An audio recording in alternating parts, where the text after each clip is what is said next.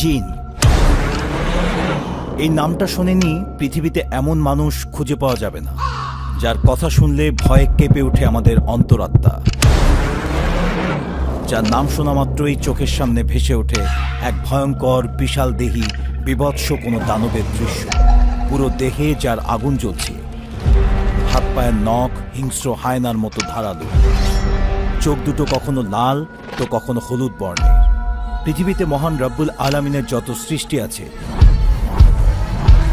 তার মধ্যে নিঃসন্দেহে শক্তিশালী এবং ভয়ঙ্কর সৃষ্টি এই জিন। ভয়ানক এই জিনদের নিয়ে বহু নাটক সিনেমা তৈরি হয়েছে, অনেক বিখ্যাত গল্প এবং উপন্যাস আছে এদের নিয়ে। কিন্তু গল্প উপন্যাসে যেভাবে উপস্থাপন করা হয় এই জিন জাতিকে, নাটক সিনেমায় যেভাবে বড় বড় হাত পা এবং কানওয়ালা বিকট আকৃতির প্রাণী হিসেবে দেখানো হয়, আসলে কি তারা দেখতে সেরকম? এই জিন জাতি কারা? এরা কি খায়, কোথায় থাকে, এরা দেখতেই বা কেমন? এসব নিয়ে মানুষের কৌতূহলের শেষ নেই। কুসংস্কারের বেড়া ভেঙে আজ আমরা আপনাদের দেখাবো আসল জিনকে। কে এই জিন? একটা জিন কি চাইলেই মানুষ অথবা পশু পাখির আকৃতি ধারণ করতে পারে? হিজড়াদের সাথে জিনের সম্পর্ক কি? অনেকে বলে থাকে জিনের সাথে মানুষের বিয়ে হয়, বাচ্চা কাচ্চা হয়। এগুলো সত্যতা কতটুকু? এসব বিস্তারিত নিয়েই সিটিভি বাংলার আজকের আয়োজন, জিন জাতির জীবন বৃত্তান্ত বা জিনের বায়োডাটা।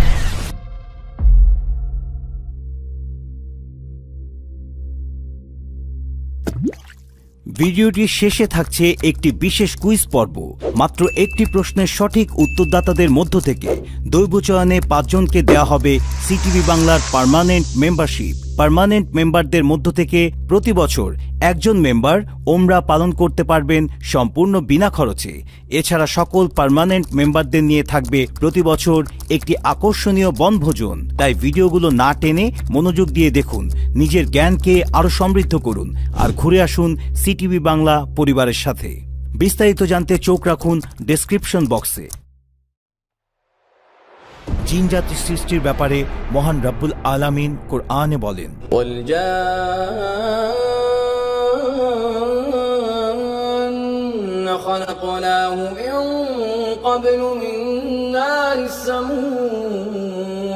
আমি প্রজ্বলিত অগ্নিশিখা থেকে জিন সৃষ্টি করেছি।